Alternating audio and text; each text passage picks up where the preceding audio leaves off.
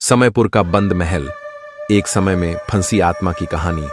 भारत के उत्तर पूर्वी जंगलों में बसा था एक रहस्यमयी नगर समयपुर, और वहां खड़ा था एक अनोखा राजमहल, कालमहाल। इसकी सबसे विचित्र बात यह थी कि महल की हर दीवार, हर कमरा, यहां तक कि छत भी घड़ियों से जड़ी हुई थी। इन घड़ियों में से एक थी समय की महारानी, एक विशाल दीवार घड़ी जो महल के बीचों बीच लगी थी, और कहते थे कि वह समय को नियंत्रित कर सकती थी। लेकिन इस घड़ी को छूना मना था। राजा विक्रमादित्य ने उस घड़ी को एक रहस्यमयी तांत्रिक से मंगवाया था, एक भविष्य बताने वाले यंत्र की तरह। पर एक रात उस घड़ी की सुइयां रुक गईं, ठीक रात के 2:12 पर। उसी समय महल में एक विस्फोट जैसी आवाज हुई और पूरा महल अंधेरे में डूब गया। राजा, रानी और पूरा दरबार वहीं के वहीं जैसे जम गए, कोई हिला तक नहीं।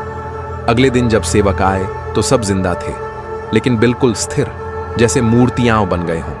उस दिन के बाद किसी ने उस महल में कदम नहीं रखा। 200 साल बाद एक समय विज्ञान का छात्र ईशान इस कहानी को जानकर कालमहाल पहुंचा। उसने देखा घड़ियां अब भी चल रही थीं, पर सबकी सुइयां एक ही समय पर थीं। 2:12 रात को महल में अब भी हर चीज जस की तस थी, जैसे समय यहीं थम गया हो। रात को ईशान ने समय की महारानी घड़ी को छूने का फैसला किया। जैसे ही उसने उसकी सुई को आगे बढ़ाया, पूरे महल में गूंजने लगी सैकड़ों घड़ियों की चीख। फर्श हिलने लगा, दीवारें दरकने लगीं, और हर घड़ी से आवाज आई, जो समय को छेड़ेगा वो समय का कैदी बनेगा। ईशान को पूरे महल में उलटी चाल चलती घटनाएं दिखने लगीं। लोग पीछे चल रहे थे, पानी ऊपर चढ़ रहा था, और एक परछाई उसके पीछे पीछे चल रही थी। वो भागा, पर हर कमरे में वही समय। 2:12 अंत में वो महल के बीच में पहुंचा और चिल्लाया, समय को मुक्त करो, मैं तुम्हारा बंधन नहीं चाहता, बस सच जानना चाहता हूं। घड़ियां रुक गईं, एक पल को शांति छा गई। फिर धीरे धीरे महल में हलचल आई। सैकड़ों साल पुराने लोग जागने लगे।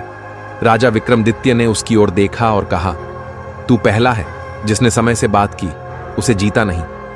अगले ही पल महल की सारी घड़ियां खुद ब खुद टूट गईं और समय फिर से बहने लगा।